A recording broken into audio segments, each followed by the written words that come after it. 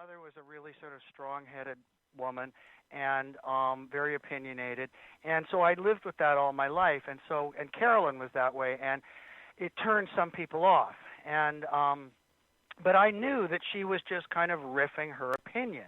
And it wasn't, and she was not being judgmental. Yeah, she was exactly. just saying, "This is the way I see it," Yep. and and agree or disagree. And so we got along that way. And then, the fun part was, or one of them was, and then also I was first friends with her son John, and then we eventually started to get together, the three of us, and they would. I'm sort of very proactive about, like, okay, I'm going to do this today and this tonight and then tomorrow the other thing. And so they were my traveling partners for different adventures. And so I would be like, okay, this is what we're going to do. And they would be like, well, okay, Brian's got this all figured out. That's awesome. It was great. So I could just be taking these two along, and they were really funny. And as long as they had somebody kind of like going, okay, we're going to go here. We got to, take this cab, take this bus, we're going to go here. I've arranged for us to get in over there. And, they would happily go along with it. So, and they were really funny. Like the two of them, man, I do a riff in, I think it's the Cassady book, about how close John and Carolyn were. Like they had a kind of an ESP with each other, and they knew each other's sense of humor, and they were so funny to be around. And so often, the Beat generation writers are criticized for not being good family people. Not being stay-at-home, have a job, raise a family, have a picket fence types. Yeah.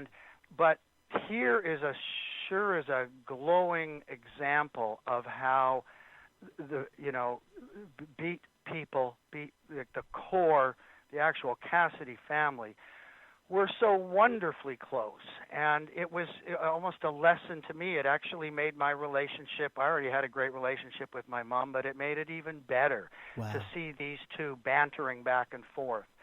That's wonderful. It was a beautiful thing, and an example that not everybody in the Beat generation was a dysfunctional family. They were more than functional. They were like a musical partnership or something, like two artists who co-create together.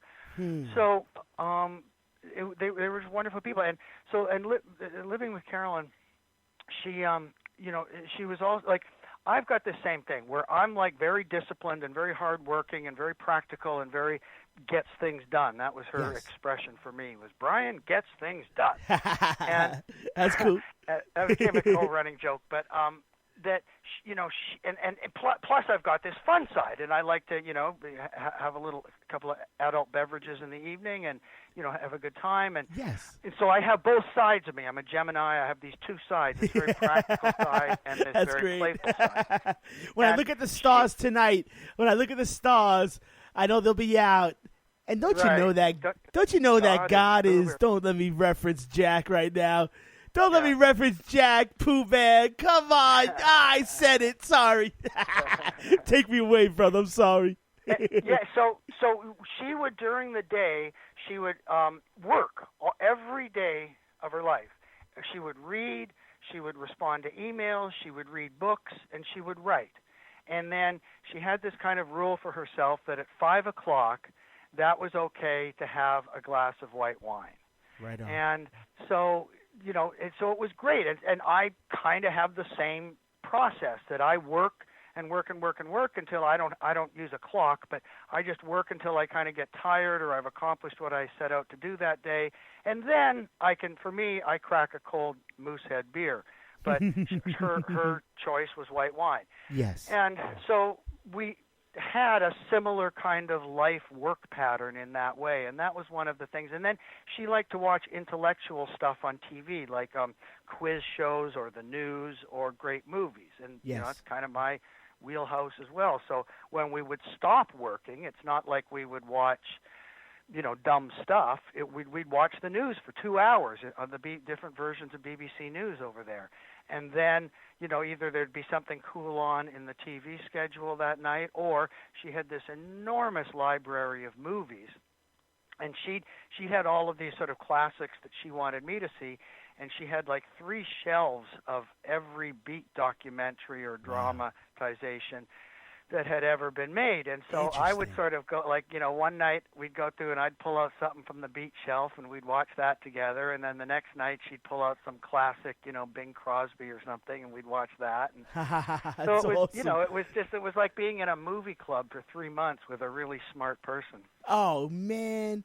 Well, now listen, brother, I got to ask you, you were in England. What part of England? It was about a half hour outside of London, and so I would take the train into London, cool. several times a week and go in and have these tremendous adventures in the city, and then cool, come man. back That's out crazy. and have a few more days with Carolyn, and then go back in on another adventure. So, did you ever make it to a town called Ipswich?